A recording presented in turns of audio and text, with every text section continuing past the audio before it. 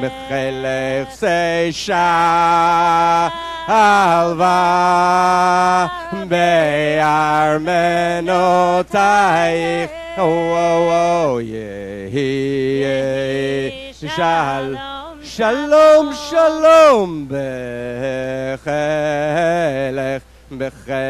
seisha alva be'armenotayich shalom shalom. It's a blessing. It's a blessing I give to myself. Shalva be'armenotayich yehi shalom shalom shalom b'chelech shalva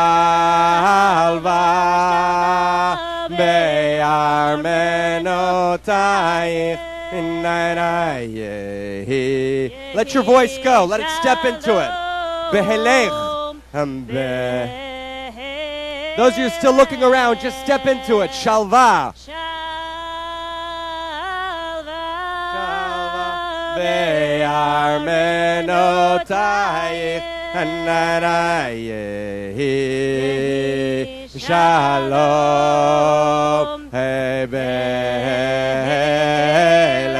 behelech say shalva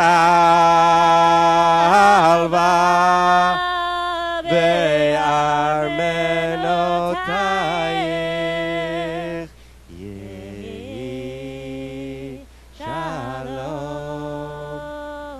behelech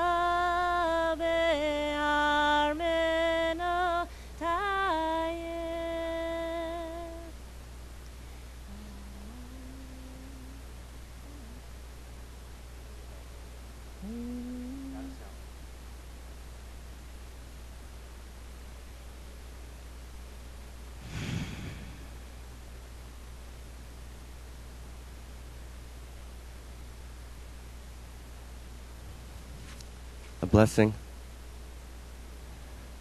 I think they may give us our mic back now. To all the brothers and sisters. Yehi shalom behelech. Give me one step up, please. Yehi shalom behelech. Let there be peace in your palace. Shalva, deep tranquility and center. Ba'armanotayich, and the great expanses, grace and mansions of our lives. We're going to talk today, and I want to thank Erica Fox, my friend who teaches at Harvard Law School, spirit and negotiation. She's kind of led the movement in law in this country to bring spirit into law. She'll be downstairs in the exhibit room. People want to talk about the work she's doing in the world. We're going to talk today about Hebrew Enlightenment teachings, the Hebrew Enlightenment teachings of the Kabbalah. And particularly, we're going to talk about one specific dimension of that teaching. Now, I want to just invite all of you in the little time we have to please, with total gentleness and love, try and let go for a second, if you can, of just kind of the usual way that we listen, right? Kind of American spirituality as Israeli, right, where I live. I live in Israel above the Sea of Galilee. It's a place that spiritual movements occasionally emerge from. We walk on water, occasionally get crucified, and other such things.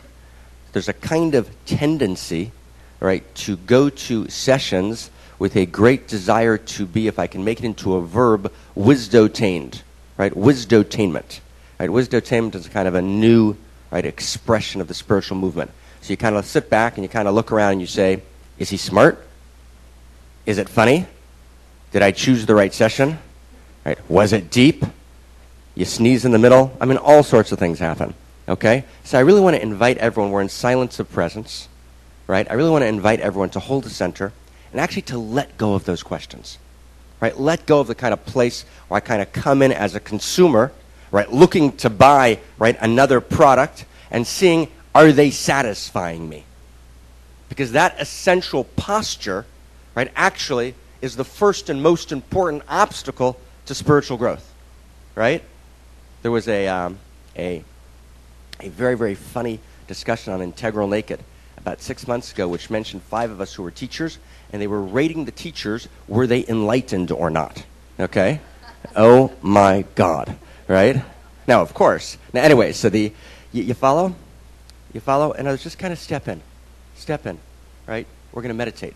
We're going to meditate on words. There's a seductive, gorgeous, erotic power, right, as words come down and weave themselves, right, into sacred structures. So we're going to play together. We're going to dance together and just kind of step into it.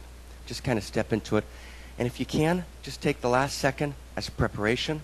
Ein kedusha bli achana. There's no holiness without preparation. Just for the last second, just to open your heart.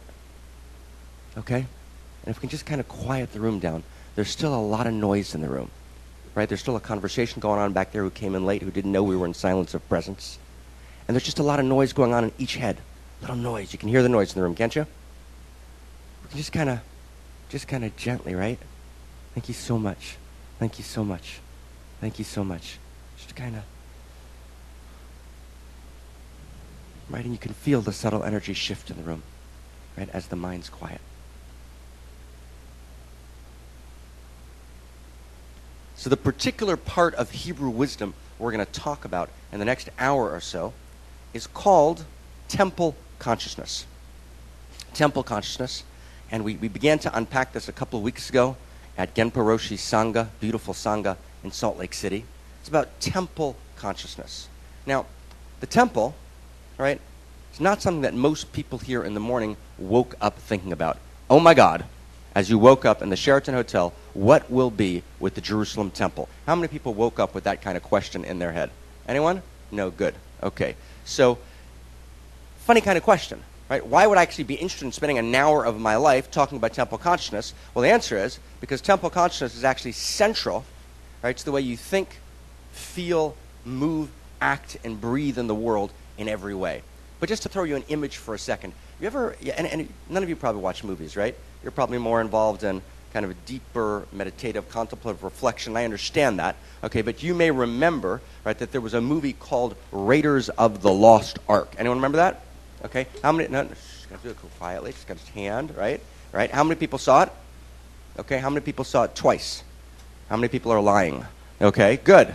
Okay. Now, Raiders of the Lost Ark is about what? What's it about? It's about the Ark of the Covenant. Right? It's about the Ark of the Covenant. Right? And what is the Ark of the Covenant? The Ark of the Covenant is the Ark in Jerusalem, right? Which sits in the Sanctum Sanctorum, right? In the Holy of Holies in Jerusalem. And above the Ark of the Covenant, there are 2 cherubs, right? 2 cherubs is kind of angelic, right, kind of figures, right, who sit above the Ark of the Covenant. Now, let me ask you a question. With all due respect to, right, the Holy Indiana Jones, right, why wouldn't we just let the covenant stay lost? Right? Why do we need to find this covenant? What does it matter to us? Right? Why are we looking for this covenant? Raiders of the Lost Ark. So what this is kind of telling us is there's a kind of cultural, spiritual symbol at play here, right? There's a lost ark, right? And kind of this movie kind of sweeps America, and we need to recover this lost ark because this lost ark speaks about something. It's kind of like, right, actually precisely, it's the source of the Grail quest. Anyone heard of the Grail quest? We've all heard of the Grail quest, right? What's the Grail quest? Well, we're not quite sure what that is either, right? But there's this quest in which we're looking for the Grail, and the Grail